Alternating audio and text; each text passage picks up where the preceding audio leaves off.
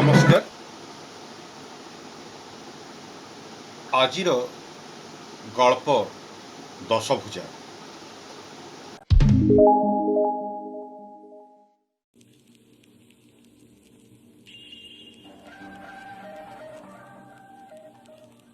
ଏହି ଗଳ୍ପ କଥା କଳିକା ଶାରଦୀୟ ସଂଖ୍ୟାରେ ପ୍ରକାଶିତ ହେବା ସହ ଏହା ମୋର ପ୍ରଥମ ଗଳ୍ପ ସଂକଳନ ଭିନ୍ନ ପ୍ରତ୍ୟୟରେ ସ୍ଥାନିତ ହୋଇଛି।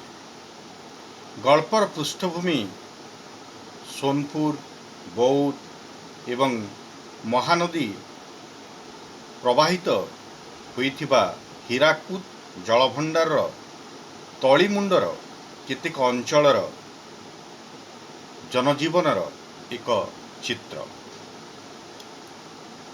ହୀରାକୁଦ ଜଳଭଣ୍ଡାରରୁ ପ୍ରବାହିତ ମହାନଦୀର ଜଳ ସହ ହୀରାକୁଦର ହୀରା ବିଭିନ୍ନ ଅଞ୍ଚଳରେ ମହାନଦୀ ତଳିମୁଣ୍ଡରେ ମିଳେ ବୋଲି ଲୋକଙ୍କ ଭିତରେ ପ୍ରବଳ ବିଶ୍ୱାସ ଏବଂ କର୍ମ ପ୍ରବଣତା ଦେଖା ଦେଇଥାଏ। ଯେତେବେଳେ ଗ୍ରୀଷ୍ମ ଋତୁରେ ମହାନଦୀର ଦେହ ଖାଲି ହୋଇଯାଏ, ସେତେବେଳେ ସୋନପୁର, ବୌଦ୍ଧ ଅଞ୍ଚଳରେ ଦଳ ଦଳ ହୋଇ ଲୋକ ମହାନଦୀ ଗର୍ଭରେ ବାଲି ପଠାରେ ବାଲି ଏବଂ ପଥର ଖୋଳି ତାକୁ ପାଣିରେ ଧୋଇବା ଆରମ୍ଭ କରନ୍ତି ଏବଂ ସେଥିରୁ ସେମାନେ ଲାଭ କରନ୍ତି ହୀରା, ରତ୍ନପଥର ଏବଂ ଛୋଟ ଛୋଟ ସୁବର୍ଣ୍ଣ କଣିକା। ଏହି ପୃଷ୍ଠଭୂମିରେ ସୁବର୍ଣ୍ଣପୁର ଅଞ୍ଚଳର ବା ସୋନପୁର ସହର ମହାନଦୀ ନିକଟସ୍ଥ ଏକ ଗ୍ରାମର ଏକ ଦଳିତ ପରିବାର କିଭଳି ତାଙ୍କର ପାରମ୍ପରିକ ବୃତ୍ତିରୁ ନିବୃତ୍ତ ରହି ବାହାରୁ ଆସିଥିବା ଠିକାଦାରମାନଙ୍କ ସାହାଯ୍ୟରେ ହୀରା ଖୋଜିବା ପାଇଁ ମହାନଦୀରେ ନିଜକୁ ନିୟୋଜିତ କରିଛନ୍ତି ଏବଂ ତାର ପରିଣାମ ସଦୃଶ୍ୟ କେମିତି ମହାନଦୀ ଗର୍ଭରୁ ହୀରା ମିଳିଛି, ଅଥଚ ହୀରା ପ୍ରାପ୍ତ କରିଥିବା ଲୋକର ପ୍ରାପ୍ତି ଅପେକ୍ଷା ଲାଭବାନ ହେଇଛି, ସେଥିରେ ହୀରା ମାଫିଆ ଏବଂ ପରେ ପରେ ଯେଉଁ ଗଳ୍ପ ନାୟକ ହୀରା ପ୍ରାପ୍ତିର ଲାଭ କରିଛନ୍ତି ତାର ଦୁର୍ଦ୍ଦଶାର ପ୍ରତିଶୋଧ ନେଇଛି ସେହି ହୀରା ପ୍ରାପକର ଝିଅ ବା କନ୍ୟା, ଯିଏକି ଏହି ଗଳ୍ପରେ ଦଶଭୁଜା। ଆସନ୍ତୁ ଶୁଣିବା ଗଳ୍ପ ଦଶଭୁଜା। ପଠନରେ ଡକ୍ଟର ଅଭୟ ନାରାୟଣ ନାୟକ। ସରି ସରି ଆସୁଥିବ ନଈର ପୁରିଲା ଦେହ, କମି କମି ଆସୁଥିବ ତା ଗର୍ଭର ଲହରୀମରା ପାଣି। ଦିଶୁଥିବ ଠାଏ ଠାଏ ବାଲି ଚକଡ଼ା, ଫେରି ଆସୁଥିବ ପବନରେ ନଈର ଗୀତ। ବାଲି ବଢ଼ି ବଢ଼ି ଯାଉଥିବ, ପାଣି କ୍ରମଶଃ ସରି ସରି ଆସୁଥିବ। ନଈ ମଝିରେ ମୁଣ୍ଡ ଟେକି ଠିଆ ହୋଇଥିବେ ପଥରମାନେ। କଳା, ପାଉଁଶିଆ, ବାଦାମୀ ଓ ନେଳି କେତେ ରଙ୍ଗର ପଥର। ମହାନଦୀ ପୋଲ ଉପରୁ ଆଖି ପକାଇଲା ଦୁର୍ଗା ତଳକୁ। ତା ଗାଁର ଦଳ ଦଳ ଲୋକ ମହାନଦୀ ଖୁଦାନରେ ଖୋଜୁଛନ୍ତି ପଥର। ପଥର କହିଲେ ସଭିଏ ବୁଝୁଥିବେ ରତ୍ନ ପଥର। ହୀରାକୁଦରୁ ବହି ଆସୁଥିବା ମହାନଦୀ ପାଣିରେ ବାଲି ସହିତ ପୋତି ହୋଇ ରହିଥିବ ହୀରା, ବୈଦୁର୍ଯ୍ୟ ଓ ପାନ୍ନା ଆଦି ରତ୍ନ ପଥର। ଦୁର୍ଗା ସକାଳ ଥିର୍ପିଆ ବେଳାରେ ଖାଇ ଆସିଥିଲା ମୁଠାଏ ତିଆସି ପଖାଳ। ଭାଇ କହିଲା, ନାନୀ ଭୋକ ହେଉଛି। ଦୁର୍ଗା ପଣତକାନିରୁ ଫିଟାଇଲା ମୁଢ଼ି।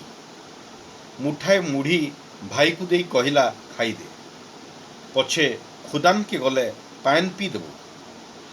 ଦୁର୍ଗା ଛାଡ଼ି ଆସିଥିଲା ଘରେ ତା ଅପାରକ ବାପ, କେବେ ଦେଖିନଥିବା ମାଆର ମୁହଁ, घर कहले भूदोबर गाँवर गोटाए तथाकथित अशुष्य पड़ार दी बखरा झाटीमाटी घर बा आग इटा गढ़ुला बइना नहीं इटा गढ़ी दौला इटा भाटी ठिकादार को रायपुर गोटे मालिक आसिला गोटे फिन फिन गाड़ी चढ़ी जाचिला टंका दुर्गार बा बैठारू को कहला इटा गढ़िले केते मिलुछि एठी सोनपुर बिनिका बौद्ध महानदी बाली रे हीरा अछि पानी तो महानदी रे कमी कमी आसिलानी बाली खोली डलारे बाली को सफा कर हीरा मिलिबो पान्ना मिलिबो गोटाए पथर को लक्ष लक्ष टंका मुंड टुंगारिला बैठारू कहला काम न कले खाइबू कौन ठेकादार कहला चिंता करिवार किछि नाही पैसा मु देबी चाउल तेल तो सरकार माहालिया देलेनी बुढ़ा तोर तो बीपीएल बार्धक्य भत्ता भी मिलुथबो बुढ़ा लगी पड़ बैठारू सहित मुंड टुंगारिले बैसाखु सुना और सुबल बेहरा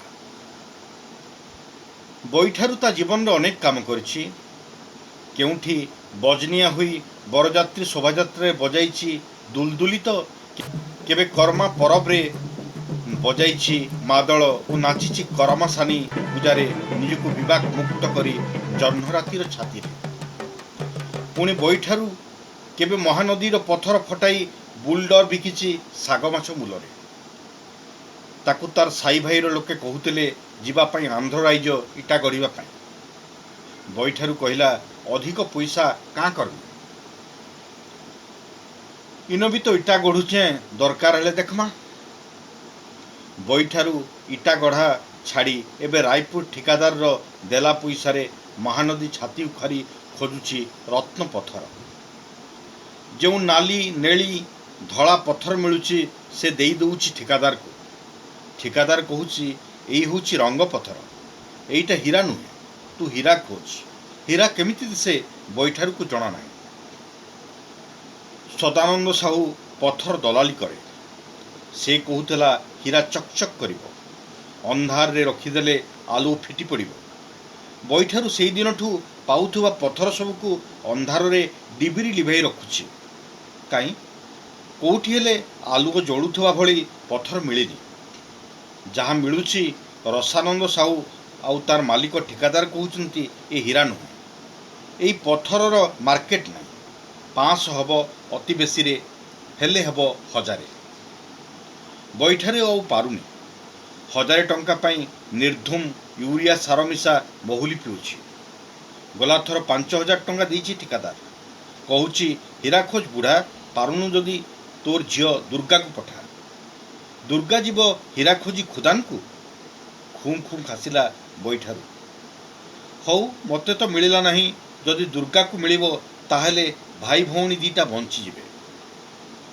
दुर्गा एसबू चिंता करी महानदी पिठी को ओह्लैला ता गाँ भूदोबर पटे महानदीर धार नाही जलधार नाही धार धरिची सोनपुर पटे भाई को कहला एई जामधार न पेटे पानी पी दुर्गार भाई मुढ़ी मुठे खाइथिला पेटे पानी चौं चौं ही पी गला दुर्गा खोलिला पथर कर्पंड बाली बाली सबू डलारे भर्ती करी जामधार महानदी पानी रे धोइला थरे नुहे थर को थर केते थर से भी गणी पारि दुर्गा डलारे धला पथर गोटे उकुटी आसिला दुर्गा पथरटाकू साउंटी आनी पानी रे घसी घसी धोइला दुर्गा कहला एटा बोधे हीरा हेइतिबो बा को कहले बा हेले हीरा केन चिन्हिचे जे से ठिकादार चामचा रसानंद को देखैले कहीदेव किंतु से कंजूस चामचा पैसा देव ना एपटे तार भाई अंटारे गुड़ा होता पणत कानी को भिड़ी धरी कहला नानी चाल पलामा खरा बहुत चिउची दुर्गा अनैला आकाश को अश्विन मासर खरा सही होना दल दल लोक खुदान खोलुचंती महानदी पाली रे दुर्गा गईती और डला धरिला कांधरे भाईर हाथ धरी उठिला महानदी कूल को शाढ़ी रे चारपटिया करी बांधिला से धला पत्थर को बाली खोली डलारे बाली धोई ଦୁର୍ଗାର ଗୋଡ଼ ଆଉ ଆଗକୁ ବଢ଼ୁ ନଥିଲା। ଚାରିପଟେ ଖରା। ଦୁର୍ଗାର ଘର ଦିଶୁଛି ଆଗରେ। ଚାଲିବାକୁ ଆଉ ବଳ ନାହିଁ। କ୍ରମଶଃ ଦୁର୍ବଳ ଲାଗୁଛି ହାତ ପାଦ। ବସି ପଡ଼ିଲା ବମର ଗଛ ଛାଇରେ। ଗଛ ତ ଆଉ ରାସ୍ତା କଡ଼ରେ ବି ନାହିଁ। ପିଚୁ ରାସ୍ତା ଓସାରିଆ ହେବ ବୋଲି ସରକାର ସବୁ ରାସ୍ତା କଡ଼ର ଆମ୍ବ, ବର, ପିପଳ ଓ ସେସୁଆଁ ଗଛ ସବୁ କାଟିଦେଲେଣି। ଦୁର୍ଗାର ଭାଇ ପୁଣି ଡାକିଲା, ନାନୀ ଚାଲ ଯିମା। ଚାଲ ଭାଇ ଚାଲ। ପାଦ ବଢ଼େଇଲା ତାର ପଡ଼ା ଆଡ଼କୁ। ତାର କୁଡ଼ିଆର ତାଟି ଆଉଜା ହୋଇଥିଲା। ଧୀରେ ଖୋଲିଲା ଚାଳ ତାଟି। ବା ବୋଲି ଡାକିଲା। ଖୁଁ ଖୁଁ ହୋଇ କାଶିଲା ଦୁର୍ଗାର ବାପ ବଇଠାରୁ କିଛି କହିବାକୁ ଚାହୁଁଛି। ଦୁର୍ଗା ତା ମୁଣ୍ଡରେ ହାତ ଦେଲା। ଇଏ ବୁଆ ପାନି ବାଗେ ଲାଗୁଛି ବାର ଦିହି। ଦୁର୍ଗା କହିଲା, ବା କାଣା କହିବୁ କେଁ? ବଇଠାରୁ କହିଲା, ନନି ସବୁ ପଥର ଠିକାଦାର ନେଇଗଲା। ମୋତେ ମଦ ଥି ଉଷ ମିଶେଇ ଦେଲେ। ମୁଇଁ ଆର ନାଇଁ ବଞ୍ଚେନେ ନନି। ଦୁର୍ଗା ଚମକି ପଡ଼ିଲା।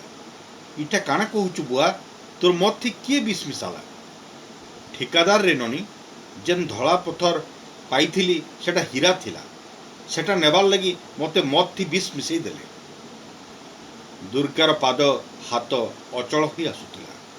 ରସ ଗରିଆରୁ ପାଣି ଗିନାଏ କାଢ଼ି ବାର ମୁଣ୍ଡକୁ ହାତରେ ଟେକି ପିଆଇଲା। ବା ପାଣି ପିଇବ କ'ଣ? ବାନ୍ତି କରି ପକାଇଲା ଦଳକାଏ ମଦ ମିଶା ରକ୍ତ। ନନି କହି ମୁହଁ ମୋଡ଼ିଦେଲା ବଇଠାରୁ। ଦୁର୍ଗା କଚାଡ଼ି ହୋଇ କାନ୍ଦିଲା ରାହା ଧରି। କାନ୍ଦିଲା ନାନୀ ସହ ତାର ଭାଇ। ପଡ଼ା ପାଟିକର ଲୋକେ ଜମା ହେଲେ। କହିଲେ, ବଇଠାରୁ ଆର୍ ନାଇନ। ଡାକ୍ ଡାକ୍ ଜମାର ଲୋକକୁ ପୁଡ଼ାବାକେ ବି କାଠ ନାଇନ। ମହାନଦୀ ଖଣି ତୁପି ଦେଲେ ହେବା ବୋଲି କହେଲା ବିଘ୍ନ ବେହେରା। ବାର ବି ଚିତା ଜଳି ପାରିଲା। ସନ୍ଧ୍ୟାରେ ଖବର ଆସିଲା ଠିକାଦାର ଆସୁଛି। ବଇଠାରୁ ଝିକେ ଟଙ୍କା ଦେବ। ଲୋକେ ଭାଜୁର କୁଟୁର ହେଲେ। ଇଏ ବୁଆ ଠିକାଦାର ଦୁର୍ଗାକେ ପଇସା ଦେବ ବିନା ପଥରେ? ମୋଟର ସାଇକେଲରେ ସାହୁ ଗୁମାସ୍ତା ଆସିଲା। ଦୁର୍ଗାକୁ କହିଲା, ତୁଇ ସହରକେ ଚାଲ ନନି। ବାବୁର କବାର ବୁତା କରବୁ। ତୋର ଭାଇ ବି ସେନେ ପାଠ ପଢ଼ବା। ଆଜି ଠିକାଦାର ଆସୁଛେ, ତୋତେ ତାର ଘରକେ ନେଇକରି ଯିବା। ଦୁର୍ଗା ଆଖିରୁ ଲୁହ ପୋଛିଲା। ବା ତ ଗଲା। ମୁଇଁ କୁଲି ଭୂତି କରି ଚଲମି। ମୁଇଁ କାହିଁ ରାୟପୁର ଯିମି? ସାହୁ ଗୁମାସ୍ତା କହିଲା, ଇ କାଦୋ କବାର ପଲ୍ହା ଲଟା କାହିଁ କରବୁ? ସେନକେ ଗଲେ ଦେଖୁ କେନ୍ତା ମହଲ ମାନେ ତିଆରି ହେଇଛି। ଦୁର୍ଗା ହଁ ନାଇଁ କିଛି ନ କହି ନିରୁତ୍ତର ରହିଲା। ଭାଇକୁ ମୁଠାଏ ଖାଇବାକୁ ବି ଦେଇପାରିନି ସିଏ। ଭାଇ ଛିଣ୍ଡା କନ୍ଥାରେ ଶୋଇପଡ଼ିଲାଣି କେତେବେଳଠୁ। ଯେଉଁ ଠିକାଦାର ମଦରେ ବିଷ ମିଶାଇ ତାର ବାଆକୁ ମାରିଛି, ତାର ଘରର କାମ କରିବାକୁ ଯିବ ସେ? ଏ ପ୍ରଶ୍ନ ବାରମ୍ବାର ଉଦ୍ବେଳିତ କରୁଥିଲା ତାକୁ। ରାତି କ୍ରମଶଃ ବୟସ୍କ ହେଲା। ଦୂରରୁ ଆଲୁଅ ଦିଶିଲା। ଠିକାଦାରର ଗାଡ଼ି ଆସୁଛି। ତାଟି ଦେଇଦେଲା ଦୁର୍ଗା। ବାହାରେ ଦାମୀ କାର ରହିବାର ଶବ୍ଦ। ଠିକାଦାରର ଗୁମାସ୍ତା ଡାକିଲା, ଦୁର୍ଗା ଏ ଦୁର୍ଗା, ନନି ଟିକେ ଭୋଟାକେ ବାହାର। ତାଟି ଫାଙ୍କରୁ ଦୁର୍ଗା ଦେଖିଲା ଠିକାଦାର ବିଦେଶୀ ମଦ ବୋତଲ ଧରି ପିଉଛି। ଦୁର୍ଗା ତାଟି ଫିଟେଇଲା। ଗୁମାସ୍ତା ବିଡ଼ାଏ 500 ଟଙ୍କିଆ ନୋଟ ଗୁଞ୍ଜି ଦେଲା ଦୁର୍ଗା ହାତରେ। ଦୁର୍ଗା ଟଙ୍କା ବାନ୍ଧିଲା କାନିରେ। ଯେଉଁ କାନ୍ଦିରେ ବାନ୍ଧିଥିଲା ଧଳା ରଙ୍ଗର ସଫେଦ ପଥର। ଠିକାଦାର କହିଲା, ଆ ଦୁର୍ଗା ବସ୍। ଦୁର୍ଗା ଥିର କିନା କବାଟ ଖୋଲିଲା କାର। ଠିକାଦାରକୁ କହିଲା, ମୋତେ ଟିକେ ବିଦେଶୀ ମଦ ନାଇଁ ଦେବୁ କେଁ ସାହୁ? ଠିକାଦାର ଆନନ୍ଦରେ ବଢ଼ାଇଲା ମଦ ବୋତଲ। ଦୁର୍ଗା ମଦ ବୋତଲ ପିଇବା ଆରମ୍ଭ କରି ଭାଙ୍ଗିଦେଲା ବୋତଲ ଆଉ ଠିକାଦାର ପେଟରେ ଘୁଷିଦେଲା। ପିଚ୍ ପିଚ୍ ହୋଇ ରକ୍ତ ଛିଟିକି ପଡ଼ୁଥିଲା। ଚିତ୍କାର କରି କାରରେ ଟଳି ପଡ଼ିଲା ଠିକାଦାର। ଗୁମାସ୍ତା ଏସବୁ ଦେଖି ଭୟରେ ପଳେଇବା ଆରମ୍ଭ କଲା ଗୋଦବର ନଦୀ କୂଳରେ। ଆଉ ଥରେ ଘୁଷିଲା ବୋତଲ ଦୁର୍ଗା ଠିକାଦାର ପେଟରେ। ମଦ୍ୟପ ଠିକାଦାର ଟଳି ପଡ଼ିଲା କାରରେ। ଭାଇକୁ ଉଠେଇ ଛିଣ୍ଡା କନ୍ଥାରୁ ରକ୍ତାକ୍ତ ହାତରେ ଦୁର୍ଗା କାନ୍ଧରେ ପକାଇ ମୁହାଁଇଲା ଅନ୍ଧାରରେ। ଦୂରରୁ ଶୁଭୁଥିଲା ଆଶ୍ୱିନ ମାସର ବଳିଯାତ୍ରାର 16 ଭରଣୀ ବାଦ୍ୟ ସୋନପୁର ମହାନଦୀ ସେପଟେ। 16 ଭରଣୀ ବାଦ୍ୟର ଶବ୍ଦରେ ଦୁଲୁକି ଉଠୁଥିଲା ମାଟିମଗ୍ନ ଆକାଶ ଓ ଓ ଆକାଶମଗ୍ନ ମାଟି। ଧନ୍ୟବାଦ, ନମସ୍କାର।